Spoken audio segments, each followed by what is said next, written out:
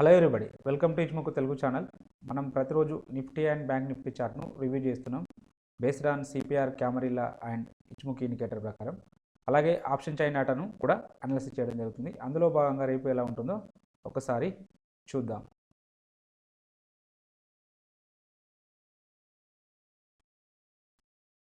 ముందుగా నిఫ్టీ యొక్క intraday చార్ట్ని analysis చేసినట్టయితే నిన్న సిపిఆర్తో పోల్చుకున్నప్పుడు ఈరోజు సిపిఆర్ అనేది లోయర్ వాల్యూ సిపిఆర్, అలాగే నారో సిపిఆర్ అయితే రావడం జరిగింది. కాబట్టి ట్రెండింగ్ ఉండడానికి అవకాశం ఉంటుందని చెప్పి తెలుస్తూ ఉంటుంది. సో గ్యాప్ అప్ తోటి అయితే ఓపెన్ కావడం జరిగింది. సో గ్యాప్ అప్ తోటి ఓపెన్ అయ్యే క్రమంలో సో ఈ గ్యాపింగ్ అంటే ఈ గ్యాప్ ఏరియా ఏదైతే ఉందో దీన్ని ఫిల్ చేసే ప్రయత్నం అయితే జరిగింది. సో మనకి ఇక్కడ నారో సిపిఆర్ ఉంది కాబట్టి, అలాగే ఈ ప్రీవియస్ డే హైను R1 ఒకే దగ్గర ఉన్నాయి కాబట్టి సో మనం ఒకవేళ ఈ రెండు బ్రేక్అవుట్ అయితే ట్రేడ్ తీసుకోవచ్చు ఎక్కడి వరకు విత్ టార్గెట్ ఆఫ్ R2 కోసం. బట్ ఎందుకు తీసుకోకూడదు అంటే ఇక్కడ ఒక మనకు గ్యాప్ ఏరియా ఉందని చెప్పి మనకు ముందే తెలుసు కాబట్టి ఈ గ్యాప్లో ఎక్కడి నుంచి అయినా రిజెక్షన్ కావడానికి పాసిబిలిటీ ఉంటుంది. సో ఇక్కడ మనం చూసినట్టయితే సో ఎగ్జాక్ట్గా గ్యాప్ వరకు అయితే వెళ్ళలేదు, బట్ ఇంకొంచెం ముందు నుంచే వెనుకకైతే రావడం అయితే జరిగింది. ఒకవేళ మనం ఇక్కడ ట్రేడ్ తీసుకున్నట్టయితే ఈ ఏదైతే మనకు R1ను ప్రీవియస్ డే హైని బ్రేక్ చేసిన క్యాండిల్ యొక్క హైని మనం ఎంట్రీ పాయింట్ తీసుకొని దానికి ఈ స్వింగ్ లోను మనం స్టాప్ లాస్గా తీసుకున్నట్టయితే దీనికి 1:1 అయితే టార్గెట్ అయితే అచీవ్ కావడం అయితే జరిగింది. ఎందుకంటే ఇక్కడ గ్యాప్ ఉంది కాబట్టి మనం కొంచెం జాగ్రత్తగా ఉంటే బెటర్. ఇక కెమెరా ఇండికేటర్ని యాడ్ చేసినట్టయితే ప్రైస్ అనేది H3 H4 మధ్యలో ఓపెన్ కావడం జరిగింది. జనరల్గా H4 బ్రేక్అవుట్ అయితే ట్రేడ్ తీసుకుంటాం. H4 బ్రేక్అవుట్ అయితే కావడం జరిగింది. ఎంట్రీ పాయింట్ ఇది అవుతుంది, స్టాప్ లాస్ అనేది ఇది అవుతుంది, టార్గెట్ అనేది దీనికి 1:2 టైమ్స్ ఇది అవుతుంది. బట్ టార్గెట్ అయితే అచీవ్ కాలేదు. సో ఇక్కడ స్టాప్ లాస్ అయితే ఇటు కావడం అయితే జరిగింది. ఇక సప్లై డిమాండ్ జోన్స్ గురించి డిస్కషన్ చేస్తే మనం ఇక్కడ ఒక జోన్ ఇవ్వడం జరిగింది. సో ఇది రెసిస్టెన్స్ జోన్ ఇవ్వడం జరిగింది. ఇది దీని గ్యాప్ అప్ తోటి ఓపెన్ అయింది కాబట్టి ఇది డిమాండ్ జోన్గా వర్కౌట్ అవుతుంది. ఇక్కడ ఒక గ్యాప్ ఏరియాను మనం ఒక జోన్గా ఇవ్వడం జరిగింది. ఇక్కడ నుంచి మనకు రిజెక్షన్ క్యాండిల్స్ అనేది థర్డ్ క్యాండిల్ అయితే రావడం జరిగింది. సో మనం ఇక్కడ ఎంట్రీ పాయింట్ తీసుకుంటే మన యొక్క ఎంట్రీ పాయింట్ ఇది అవుతుంది, స్టాప్ లాస్ అనేది ఇది అవుతుంది, టార్గెట్ అనేది ఇది అవుతుంది. బట్ అన్ఫార్చునేట్లీ టార్గెట్ అయితే హిట్ కాలేదు, స్టాప్ లాస్ అయితే హిట్ కావడం అయితే జరిగింది.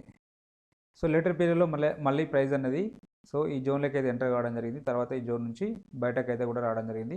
సో మనం ఈ జోన్ చూద్దాం. సో ఈ జోన్ అనేది మనకు స్టాప్ లాస్ హిట్ కావడం అయితే జరిగింది.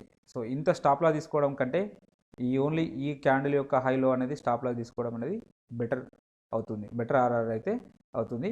మనకు స్టాప్ లాస్ హిట్ అయినప్పటికీ కూడా అది తక్కువనే ఉంటుంది కాబట్టి నో ప్రాబ్లం. సో ఇక్కడ చూడండి, మళ్ళీ ఇక్కడికి వచ్చిన తర్వాత ప్రైస్ అనేది ఈ జోన్కి వచ్చిన తర్వాత ఇక్కడ సపోర్ట్ తీసుకోవడం అయితే జరిగింది. ఎంట్రీ పాయింట్ ఇది అవుతుంది, స్టాప్ లాస్ ఇది అవుతుంది, టార్గెట్ అనేది ఇది అవుతుంది. ఇది ఈజీగా అచీవ్ కావడం అయితే జరిగింది 1:2.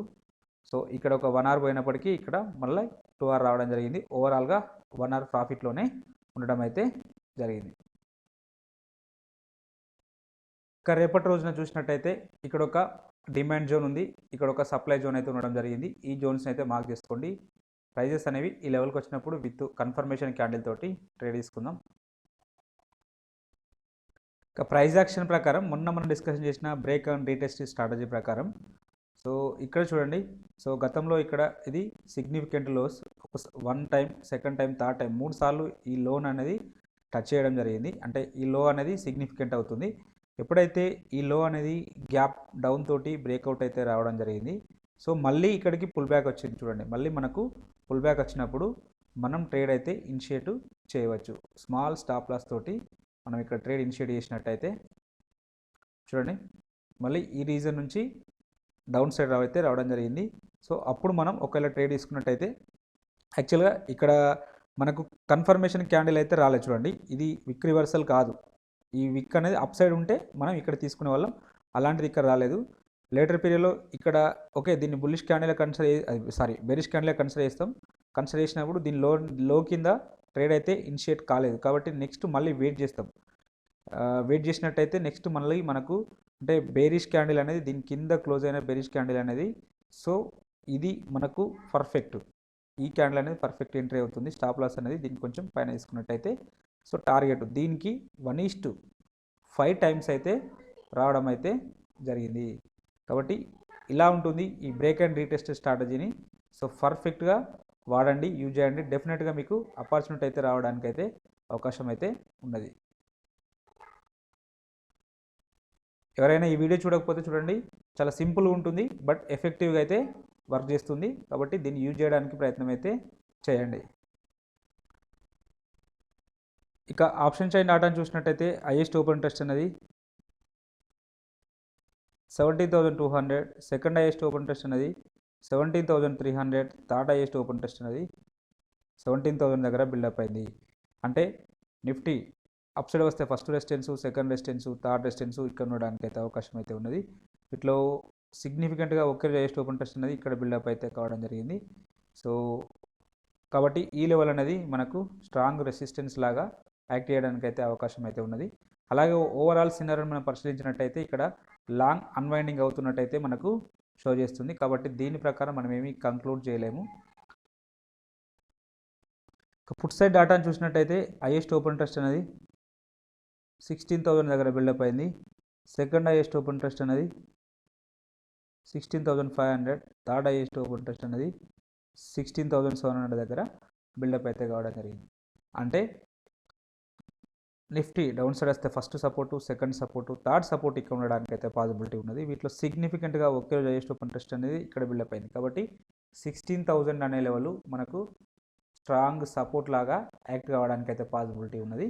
అలాగే ఓవరాల్ సినారియోని మనం పరిశీలించినట్టయితే పుట్ సైడ్లో షార్ట్ బిల్డప్ కావడం జరిగింది. షార్ట్ బిల్డప్ అయింది కాబట్టి పాజిటివ్ ఉండడానికి అవకాశం అయితే ఉన్నది. ఒకసారి ఇచ్ముఖి ఇండికేటర్ ప్రకారం కూడా చూద్దాం. ఇంకా ఇచ్ముఖి ఇండికేటర్ ప్రకారం పరిశీలించినట్టయితే సో ఫ్యూచర్ గుమో బెరిష్లో ఉన్నది కాబట్టి డౌన్ సైడ్ ఉండడానికి ఎక్కువ అవకాశం అయితే ఉన్నది. సో ఇక్కడ ఒక పాజిటివ్ అంశం ఏంటంటే ఈ conversion line and base line అనేది ఫ్లాట్గా స్టార్ట్ అయినాయి. కాబట్టి ఈ లోస్ అనేవి బ్రేక్అవుట్ రాదు. రేపటి రోజున ఈ లో అనేది టచ్ చేయకపోవచ్చు. సో అంటే ఈ విత్ ఇన్ ద ఇక్కడే ఓపెన్ అయితే ఫ్లాట్గా ఓపెన్ అయితే ఈ రీజియన్లో అంటే నెక్స్ట్ ఒకసారి ఈ కన్వర్జన్ లైన్ టచ్ చేయడానికి అయితే అవకాశం అయితే ఉంటుంది 17,000. లేదు అంటే ఇంకా కొంచెం ఇంకెక్కువ ముందుకెళ్తే ఈ 17,250 వరకు వెళ్ళడానికి కూడా పాసిబిలిటీ అయితే ఉన్నది. సో ఫస్ట్ అప్ సైడ్ వెళ్తే ఫస్ట్ టార్గెట్, సెకండ్ టార్గెట్. ఒకవేళ డౌన్ సైడ్ వస్తే సో మన మ్యాక్సిమం టార్గెట్ అనేది రేపటి రోజున ఈ క్యాండిల్ యొక్క లో మాత్రమే అవుతుంది. కాబట్టి దీన్ని గుర్తులో పెట్టుకోండి. అంటే 16,400 అనేది మన యొక్క డౌన్ సైడ్లో మ్యాక్సిమం టార్గెట్గా ఉండడానికి పాసిబిలిటీ అయితే ఉన్నది. సో అప్ సైడ్ వెళ్తే ఇంతకంటే మించి వెళ్ళకపోవడానికి పాసిబిలిటీ అయితే ఉన్నది. అవర్లీలో చూద్దాం.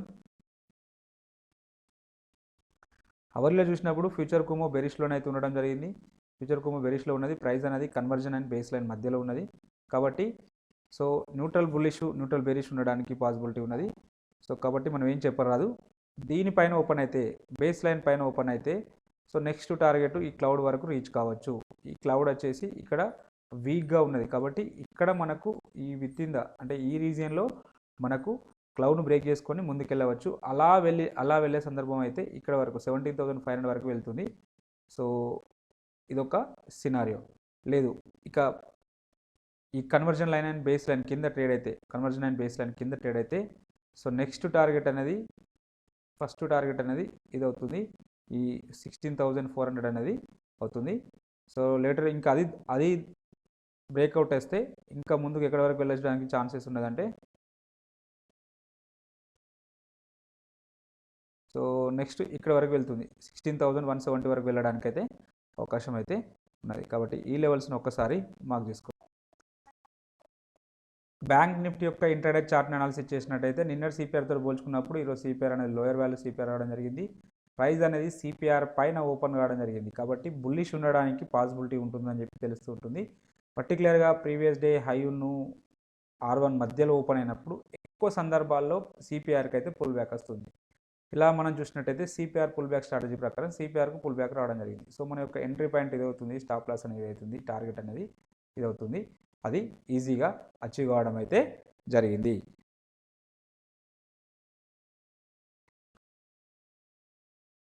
క్యామరీల ప్రకారం అయితే H3 H4 మధ్యలో ఓపెన్ అయింది. H3 H4 మధ్యలో ఓపెన్ అయినప్పుడు H4 బ్రేక్అవుట్ కావడానికి ఎక్కువ పాసిబిలిటీ ఉంటుంది. తక్కువ సందర్భాల్లో H3 బ్రేక్అవుట్ అవుతుంది. H3 బ్రేక్అవుట్ అయితే మనం ఇక్కడ ఎంట్రీ పాయింట్ తీసుకుంటాం.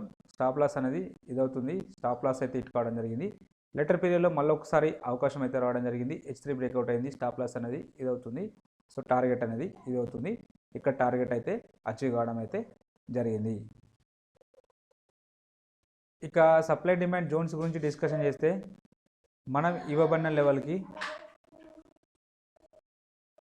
ఇక్కడ మనం సప్లై జోన్ ఇవ్వడం జరిగింది. ప్రైస్ అనేది గ్యాప్ అప్ తోటి ఓపెన్ అయినప్పుడు ఇది డిమాండ్ జోన్గా మారింది.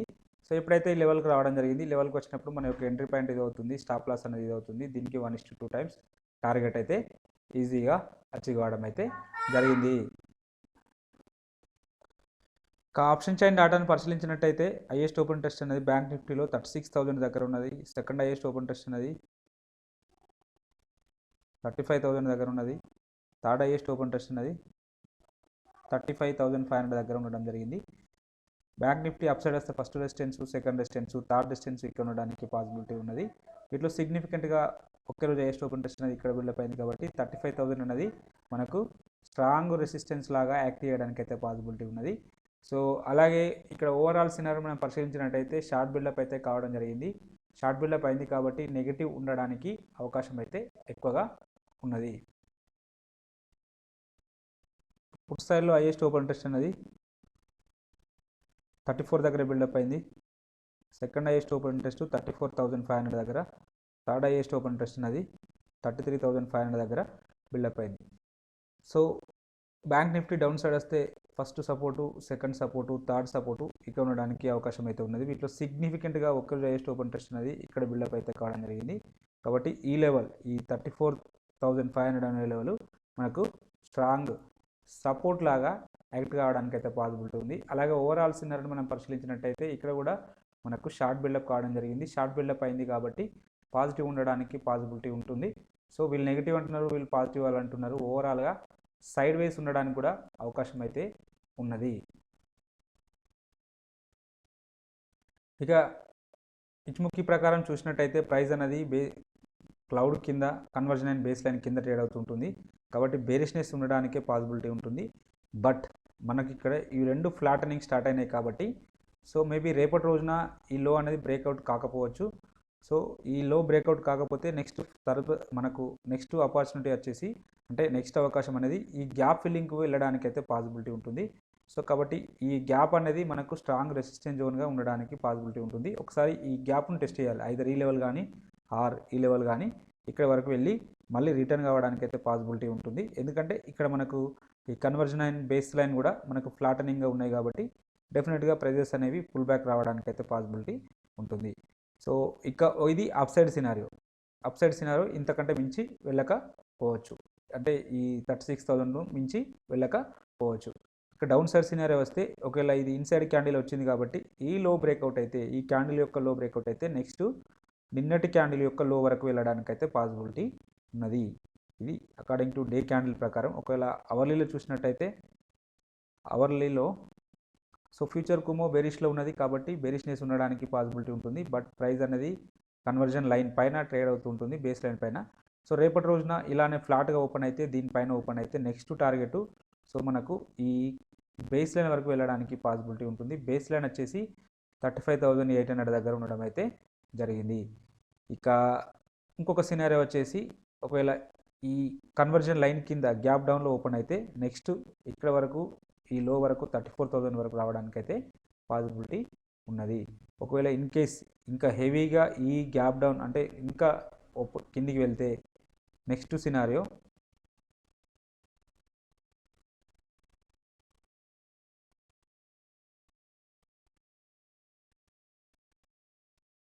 నెక్స్ట్ ఈ 34,100 వరకు వెళ్ళడానికి ఒక అవకాశం అయితే ఉన్నది. 34,116 వరకు వెళ్ళడానికి ఇంకొక అవకాశం అయితే ఉన్నది. కాబట్టి ఈ లెవెల్స్ను మార్క్ చేసుకోండి.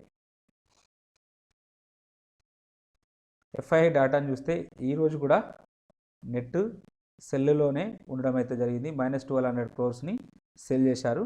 సో డిఐఎల్ మాత్రం 1400 క్రోర్స్ను బై చేయడం జరిగింది. ఎనీహౌ వీళ్ళదే మనం అప్పర్ హ్యాండ్గా కన్సిడర్ చేస్తాం కాబట్టి ఇంకా సెల్ మోడ్లో ఉండడానికే పాసిబిలిటీ అయితే ఉన్నది. అంటే ఇప్పుడున్న మార్కెట్ కంప్లీట్గా సెల్ ఆన్ రైజ్. ఎప్పుడైతే ఇలా పుల్ బ్యాక్స్ వచ్చినప్పుడు రైజింగ్ అయినప్పుడు మనం అక్కడ పర్టికులర్గా లొకేషన్గా ఏదైనా ప్రైవేట్ పాయింట్స్ ఉంటే దాన్ని బేస్ చేసుకొని మనం సెల్ చేయవచ్చు. ఇక ఇంట్రాడే పర్పస్లో ఈ స్టాక్స్ను వాచ్ లిస్ట్లో పెట్టుకొని అబ్జర్వేషన్ అయితే చేయండి. మీకు ఈ కంటెంట్ నచ్చినట్టయితే తప్పక లైక్ చేస్తూ షేర్ చేయగలరు. అలాగే సబ్స్క్రైబ్ మాత్రం చేసుకోగలరు. Thank you everybody.